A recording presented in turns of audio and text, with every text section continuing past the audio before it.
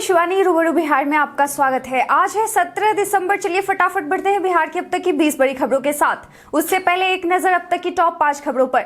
महिलाओं की कानूनी विवाह की उम्र सीमा अब 21 वर्ष होगी। बिहार में ओमिक्रॉन अलर्ट के बीच नई गाइडलाइन हुई जारी। अब पूरा बिहार होगा हरा भरा। जीविका दीदी की नर्सरी से छाएगी हरियाली। बिहार के 96 अमीन सेवा से बर्खास्त।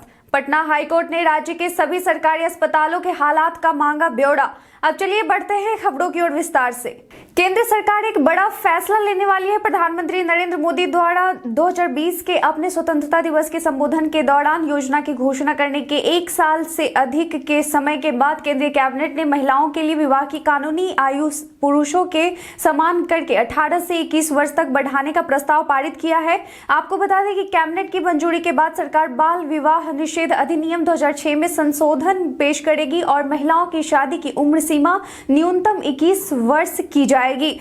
पूरे दुनिया के साथ साथ देश में भी ओमिक्रॉन ने पैर पसारना शुरू कर दिया है। देश के साथ साथ बिहार में भी ओमिक्रॉन अपना पैर पसारे, इससे पहले बिहार सरकार पूरी तरह अलर्ट है। देश में बढ़ रहे ओमिक्रॉन के मामले को देखते हुए तीसरी लहर की आशंका गहरा गई है। इसके बाद बिहार सरकार ने इसके लिए नई गाइडलाइन जारी कर दी है।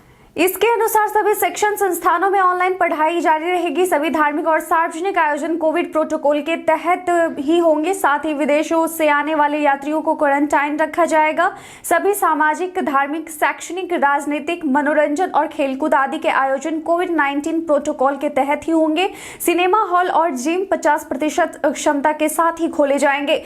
सूबे में अब हरियाली छाई रहेगी। बिहार कृषि विश्वविद्यालय अपने कृषि विज्ञान केंद्रों के माध्यम से पटना सहित 15 जिलों के चयनित जीविका दीदी को नर्सरी का तकनीकी गुण सिखा रहा है। पटना जिले के सभी 23 प्रखंडों के एक चयनित जीविका दीदियों को नर्सरी लगाने का गुण बताया जा रहा है। ये नर्सरी लगाने का हुनर प्राप्त कर अपने नर्सरी को विकसित करेंगी। सरकार के विभिन्न योजना के तहत इनके पौधों को खरीदा जाएगा। इस तरह उन्हें स्वरोजगार का अवसर भी प्राप्त होगा। पोषण सुरक्षा और पर्यावरण सुरक्षा भी पूरा किया जा सकेगा। साथ ही दूसरे राज्यों से महंगी दर पर पौधे खरीदने की जरूरत भी नहीं पड़ेगी। 25 दिसंबर को मुंगेर के लोगों का एक ऐसा सपना पूरा होगा जो आने वाले समय में मुंगेर के इतिहास के पन्नों पर दर्ज होगा। इस तिथि को मुंगेर के लोगों को अटल महासेतु की सौगात मिलने जा रही है। इस पर परिचालन की शुरुआत तो होते ही न सिर्फ मुंगेर को विकास की नई गति मिलेगी बल्कि कई पड़ोसी जिलों से करीब होंगे। अब 25 दिसंबर को इसके लोकार्पण की तैयारी चल रही है। मौसम में बदलाव के कारण प्रदेश में पारा लगातार गिरता जा रहा है। अगले 3 दिनों तक तापमान में और गिरावट आने की संभावना है। गिरते तापमान अब सभी के शरीर पर गर्म कपड़े डाल दिए हैं। सूबे के ग्रामीण इलाकों में ठंड का असर ज्यादा देखने को मिल रहा है। मौसम विभाग के अनुसार बीते दिन गया राज्य का सबसे ठंडा स्थान रहा।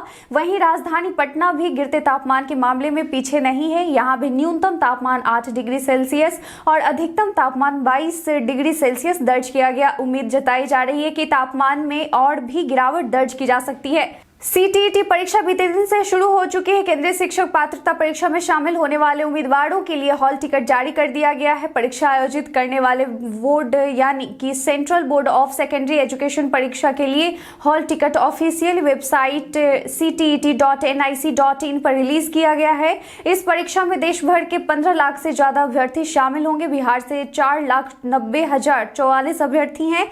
इनमें सबसे ज्यादा पटना से करीब 2 लाख अभ्यर्थी हैं। बिहार के 10 जिलों में 56 केंद्र बनाए गए हैं। यह परीक्षा 13 जनवरी तक चलेगी। मुख्यमंत्री नीतीश कुमार ने बीते दिन अपना वादा निभाने दरभंगा पहुंचे। दरअसल वे मिथिलांचल के 2 दिवसीय दौरे पर गए हैं। वे गुरुवार और दरभंगा एवं शुक्रवार को मधुबनी जिले में कई योजनाओं का लोकार्पण करेंगे। उन्होंने चुनावी सभाओं में जनता से वादा किया था कि जीत के बाद उनसे मिलने आएंगे। यही कारण है कि मुख्यमंत्री गुरुवार को सबसे पहले कुशेश्वर स्थान पहुंचे। बिहार में इन दिनों विशेष से राज्य के दर्जे को लेकर सियासत ने फिर से जोर पकड़ लिया है। नीति आयोग की रिपोर्ट को आधार बनाकर बिहार को विशेष राज्य का दर्जा दिए जाने की मांग को लेकर जदयू एक बार मुखर है। जदयू के राष्ट्रीय अध्यक्ष ललन सिंह लगातार केंद्र की मोदी सरकार से बिहार को उसका हक देने की मांग कर रहे हैं। इसके साथ ही जदयू अध्यक्ष ने राज्य के पिछड़ेपन को लेकर आरजेडी सुप्रीमो लालू प्रसाद यादव पर हमला किया है और आरजेडी को प्रदेश की बदहाली के लिए दोषी करार दिया है। उन्होंने ट्वीट करते हुए लिखा कि बिहार के पिछड़ेपन और बदहाली के दोषी लालू जी हैं। विशेष भूमि सर्वेक्षण के लिए अमीन की बहाली में बड़ी धांधली सामने आई है। फिलहाल फर्जी सर्टिफिकेट पर बहाल 96 अमीनों को बर्खास्त कर दिया गया है। जांच अभी चल रही है। इसके बाद संविदा पर बहाल सभी अमीन और दूसरे पदधारकों के सर्टिफिकेट की जांच का आदेश दिया गया है। 38 अमीनों ने एक ही विश्वविद्यालय का फर्जी सर्टिफिकेट जमा किया था। बाकी 58 अमीनों के सर्टिफिकेट अलग अलग संस्थानों के हैं। बैंकों के निजीकरण के मुद्दे पर नई दिल्ली में बुधवार को एडिशनल चीफ लेबर कमिश्नर के समक्ष इंडियन बैंक एसोसिएशन और United forum of bank unions के बीच वार्ता विफल हो गई। इस वजह से बैंकों ने 16 दिसंबर से 2 दिवसीय राष्ट्रव्यापी हड़ताल शुरू कर दिया। बैंकों को बंद कर सभी कर्मी और अधिकारी प्रदर्शन किया। All Indian bank officers association के वरीय उपाध्यक्ष डॉक्टर कुमार अरविंद ने कहा कि इस दौरान एटीएम में भी कैश नहीं डाला जाएगा। बैंक हड़ताल आज भी कायम रहेगा। बिहार सरकार के द्वारा 15 दिसंबर से प्लास्टिक और थर्मोकोल से बनी वस्तु पर प्रतिबंध लगा दिया गया है। उक्त सामग्री के विकल्प में बाजार में कई तरह के सामान आ गया है, जिसमें केले के थम से बने थाली, कटोरी, प्लेट, चम्मच आदि हैं। इसके अलावा गन्ने की खोया से बनी थाली, कटोरी एवं प्लेट भी बाजार में लोगों को अपनी ओर आकर्षित कर रहा है। मक्के की बाली से बना हुआ सामग्री को भी लोग खरीदारी कर रहे हैं। बिहार पुलिस अवर सेवा आयोग द्वारा दारोगा भर्ती की परीक्षा 26 दिसंबर को होनी है। इसमें करीब 6 लाख से अधिक परीक्षार्थियों के शामिल होने की उम्मीद है। आयोग के अनुसार 1828 दारोगा और 385 सार्जेंट यानी 2213 पदों पर भर्ती के लिए परीक्षा होनी है। इसके हिसाब से देखा जाए तो एक सीट के लिए 275 उम्मीदवारों के बीच प्रतिस्पर्धा होगी। समस्तीपुर जिले के रोसड़ा के चकथात पूरब पंचायत के पैक्स अध्यक्ष विजय महतो के अपराधियों ने गला रेतकर हत्या कर दी। बताया जाता है कि अपराधियों ने पैक्स अध्यक्ष को फोन कर बुलाया और घटना को अंजाम दिया। गुरुवार को उनका शव खैर स्थित उनके सीएसपी के समीप बरामद किया गया। बिहार में शराबबंदी को और सख्ती से लागू किया जा रहा है। इसे लेकर पुलिस और उत्पाद विभाग की टीम आए दिन छापेमारी कर रही है। इसी क्रम में गोपालगंज में उत्पाद विभाग की टीम ने नवनिर्वाचित मुखिया वीरेंद्र प्रसाद को शराब की बोतलों के साथ गिरफ्तार किया है। मुखिया वीरेंद्र प्रसाद कुछ दिन पहले ही बड़हरा पंचायत से मुखिया नवनिर्वाचित हुए थे। उक्त सूचना पर उत्पाद विभाग की टीम ने दुकान में छापेमारी कर शराब की 20 बोतलें बरामद किया है। पटना हाई कोर्ट ने कोरोना महामारी पर सुनवाई करते हुए राज्य सरकार द्वारा दायर विरोधाभासी हलफनामा को काफी गंभीरता से लिया है। चीफ जस्टिस संजय करोल की खंडपीठ ने शिवानी कौशिक और अन्य की जनहित याचिकाओं पर सुनवाई करते हुए राज्य के सभी जिलों के सिविल सर्जनों को जिला के सरकारी अस्पतालों के हालात का विस्तृत ब्यौरा तलब किया है। तेजस्वी यादव को शादी की बधाई देने का सिलसिला खत्म नहीं हो रहा है। साधु यादव भले ही तेजस्वी यादव की शादी से नाराज हैं, पर बड़े मामा प्रभुनाथ यादव और मामी ने तेजस्वी यादव और उनकी पत्नी राजश्री से मुलाकात करने पहुंचे और उन्हें शादी की बधाइयां दी। मामा मामी ने बहू को तोहफा और आशीर्वाद दिया। पटना एयरपोर्ट पर उतरने के बाद मीडिया से बातचीत करते हुए तेज प्रताप यादव ने कहा कि भाई की शादी में खूब एंजॉय किया। वहीं वह साधु यादव से जुड़े सवाल पर चुपचाप चलते बने।